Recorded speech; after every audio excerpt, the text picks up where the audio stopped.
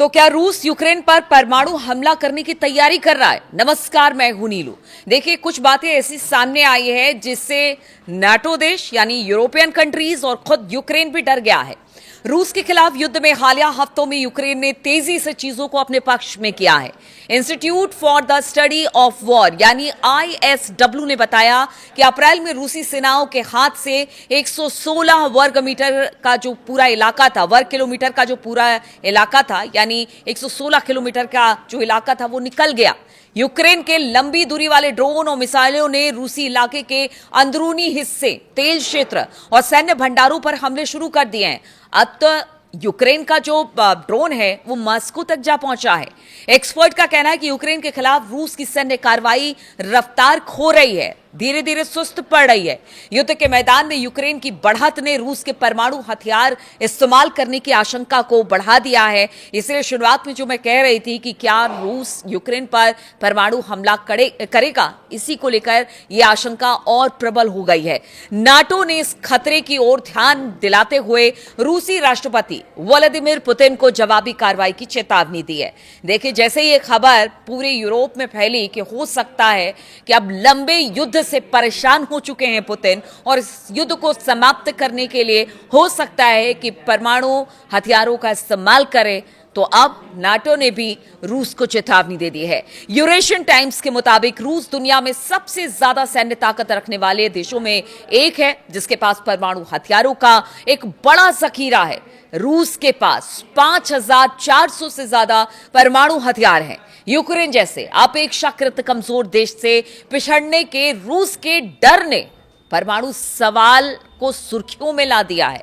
यानी देखिए, लग रहा था कि रूस अगर यूक्रेन से लड़ेगा, 4 साल से ज्यादा का वक्त हो गया है और उस समय कहा जा रहा था कि बहुत जल्द रूस जो है यूक्रेन को हरा देगा, ये लड़ाई महीने दिन तक भी नहीं चलेगी। लेकिन सोचिए, 4 साल बीत गए इस लड़ाई को, लेकिन अब तक किसी तरह की हार यूक्रेन को नहीं मिली है, बल्कि एज यहां पर कई जगहों पर यूक्रेन को दिखाई दे रहा है रूस के बनिस्पत। ऐसे में अब पिछड़ने के रूस के डर ने परमाणु सवाल को सुर्खियों में ला दिया है। सवाल यह है कि क्या रूस परमाणु हथियारों का उसी तरह से इस्तेमाल कर सकता है जैसे अमेरिका ने 1945 में जापान के हिरोशिमा और नागासाकी में एक थका देने वाले युद्ध को समाप्त करने के लिए किया था। रूस ने दावा किया है कि उसने इस्कंदर M मिसाइल प्रणालियों के लिए परमाणु हथियार बेलारूस पहुंचा दिए हैं। रूसी रक्षा मंत्रालय के अनुसार इन हथियारों को बेलारूसी मिसाइल ब्रिगेड के तैनाती क्षेत्र में शिफ्ट करने का काम शुरू कर दिया गया है। परमाणु बलों से जुड़े अभ्यासों के हिस्से के रूप में इसे देखा जा रहा है। कहा जा रहा है कि रूस और बेलारूस मिलकर एक परमाणु का प्रशिक्षण कर रहे हैं और उसी को लेकर यह सब किया गया है। लेकिन बेलारूस के रक्षा मंत्रालय ने 21 मई को वीडियो जारी किया। इसमें कथित तौर पर परमाणु हथियार ले जाते हुए बैलिस्टिक मिसाइल पनडुब्बियों को समुद्री प्रशिक्षण क्षेत्रों की ओर जाते हुए और सैनिकों को विमानों के लॉन्चर पर मिसाइल लगाते हुए दिखाया गया। बेलारूस और रूस के सैनिक परमाणु हथियारों के लिए तालमेल कर रहे हैं और कहा जा रहा है कि बेलारूस ही वो जगह है जहां से यूक्रेन पर परमाणु हमला रूस कर सकता है। रूस के रक्षा मंत्रालय ने घोषणा की है कि इन अभ्यासों में 64,000 सैन्यकर्मी और करीब 7,800 तरह तरह के साजो सामान शामिल हुए हैं। इसमें 200 से ज्यादा मिसाइल लॉन्चर, 140 से ज्यादा मानव रहित हवाई वाहन, ड्रोन, 73 समुद्री जहाज, 13 पनडुब्बियां शामिल हैं। इनमें से 8 पनडुब्बियां ऐसी जो कि मिसाइलें ले जाने में सक्षम है। यूक्रेन ने कहा कि बेलारूस में रूसी परमाणु हथियारों की तैनाती और संयुक्त परमाणु अभ्यास वैश्विक सुरक्षा व्यवस्था के लिए चुनौती पेश करते हैं। बेलारूस नाटो की सीमाओं के पास अपना परमाणु ठिकाना बनाकर एक खतरनाक मिसाल कायम कर रहा है। इसकी उन सभी देशों को निंदा करनी चाहिए जो कि परमाणु कार्यक्रम का विरोध करते हैं। रूस बेलारूस के संयुक्त प्रैक्टिस को लेकर नाटो महासचिव मार्क रूट ने मॉस्को को एक कड़ी चेतावनी जारी कर दी है। उन्होंने कहा है कि रूस अगर यूक्रेन के खिलाफ परमाणु हथियारों का इस्तेमाल करता है तो उसे विनाशकारी परिणामों का सामना करना पड़ेगा।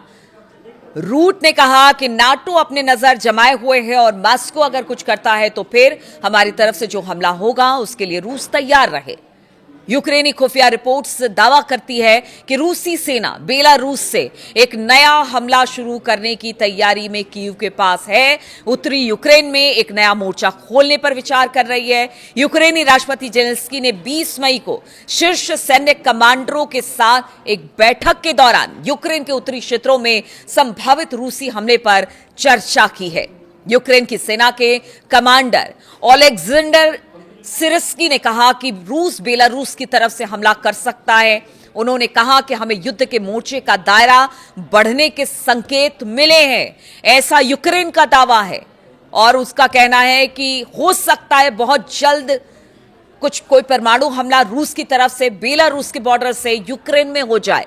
बेलारूस में परमाणु हथियार पहुंचने और वहां से हमले के लिए नए खतरे पैदा किए हैं। इससे यह डर बढ़ा है कि पुतिन बेलारूस से परमाणु हथियारों का इस्तेमाल करने पर तो विचार नहीं कर रहे हैं, ऐसा जो यूक्रेन है उसकी आशंका है।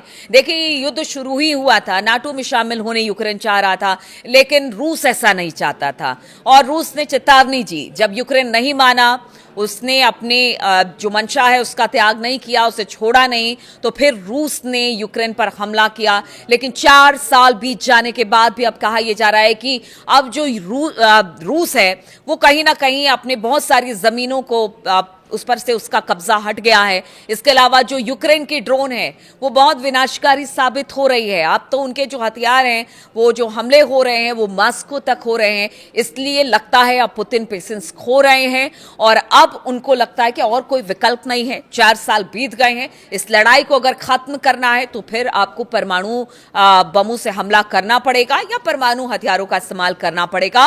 और इसी से यूक्रेन डरा हुआ है।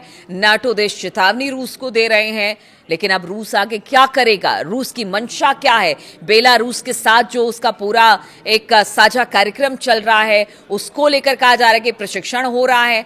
लेकिन यूक्रेन का मानना है कि ये प्रशिक्षण की आड़ में रूस जो है वो परमाणु हथियार बेलारूस पहुंचा रहा है ताकि वो यूक्रेन पर हमला कर सके। तो आज के वीडियो में बस इतना ही। बहुत बहुत शुक्रिया मेरे साथ इस वीडियो में शामिल होने के लिए।